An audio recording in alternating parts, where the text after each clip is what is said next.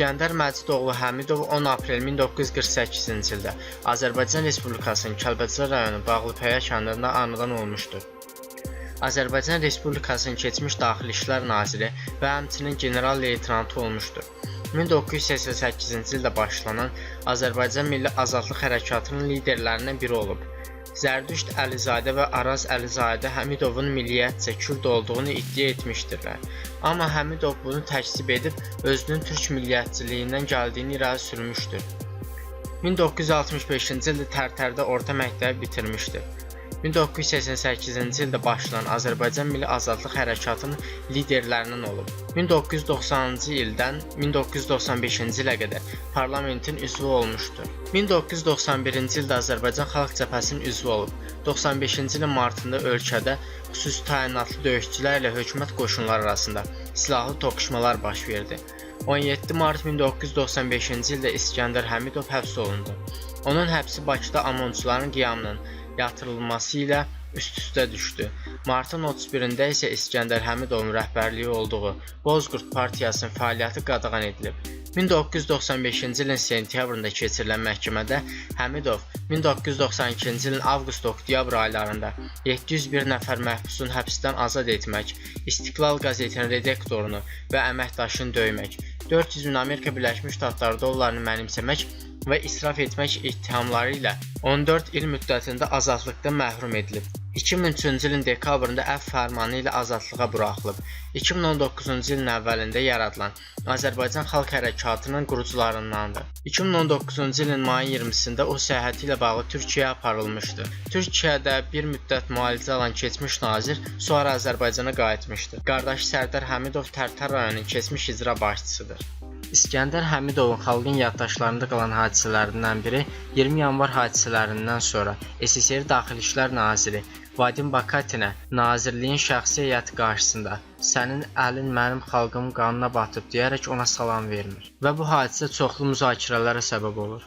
İskəndər Həmidovun o zamankı Azərbaycan prezidenti olan Əbülfəz Elçibey ilə çox yaxşı dostluq münasibətləri var idi.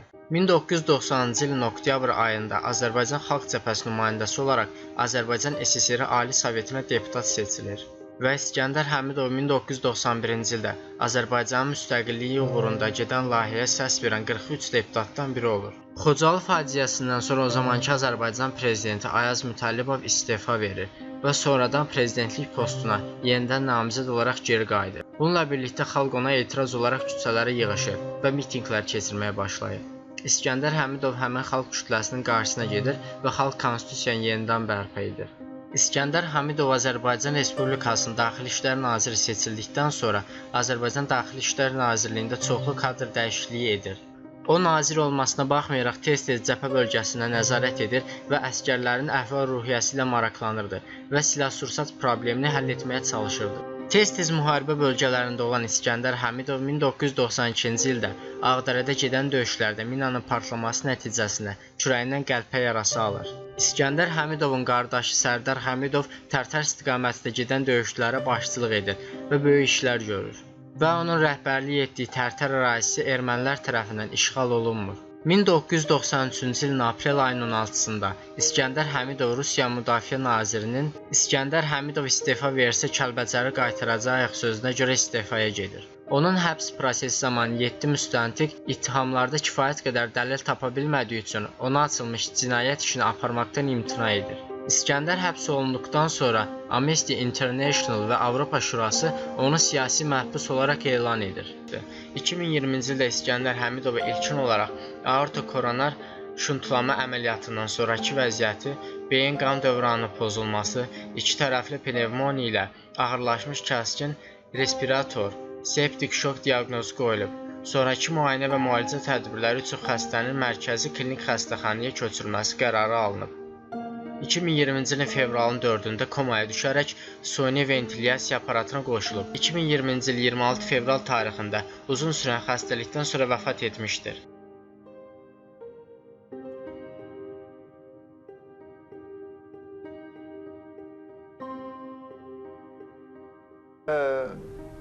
Şahin bəy, mən o əvvəl birinci hissəsini deyim.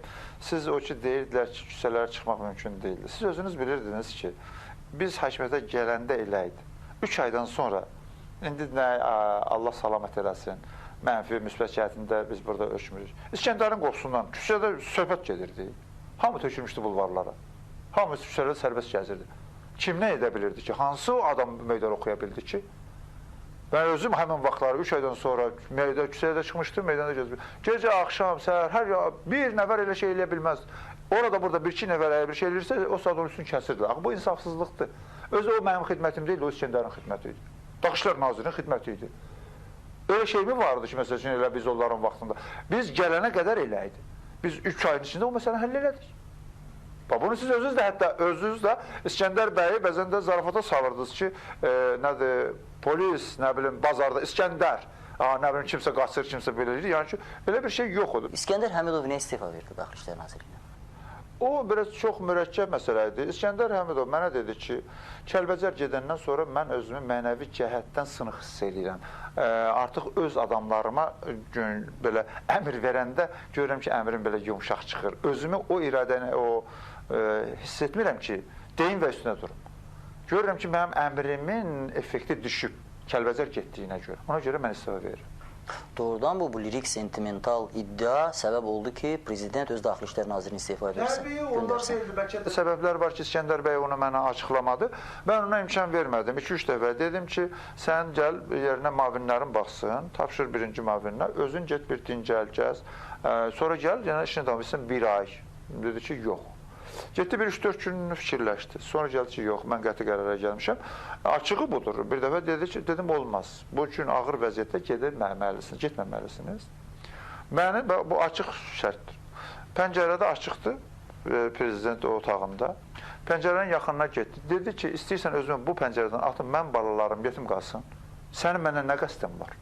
Çox əsəbi, gərgin və üzündə qan vururdu. Qıpqırmızı qızardı. Və mən fikirləşdim ki, bu artıq ağır şeylərdir. Dedim, özün bilərsən. Daha mən müqavimət göstərmirəm. Və ondan da qutarım. İskəndər Həmidov Daxili İşlər Naziri idi hələ. Yəni, amma Kəlbəcər artıq getməkdə idi. O vaxt yadınızdadırsa, o Daxili İşlər Nazirliyinin binasında oturmurdu, otururdu Azərnəşrin binasında. Bilirdiniz bunu? Bəli. Daxili İşlər Nazirinin öz başına Daxili İşlər Nazirliyi binasından Azərnəşrə yerləşməsini siz prezident olaraq necə qəbul eləmişdiniz? Yox, cür öz başına yerləşməmişdi. O, belə bir şey vardı ki, Kəlbəcərə yardım yaradılmışdı. O, özünə başçılıq eləyirdi. Onu Daxili İşlər Nazirliyində olmaz. O yardımı Daxili İşlər Nazirliyində olmaz. Dövlət idarəsidir. O cür olmaz nazirlik. Orada gətirin ora. Ona görə də o orada da olurdu, Daxili İşlər Nazirliyində də olurdu. Gedib orada otururdu ki, ona nəzarət eləsin ki, Kəlbəcərin azad olması üçün pul toplanırdı ki, silah alınsın və məsələ yardım edilməsin. Ona görə orada otururdu.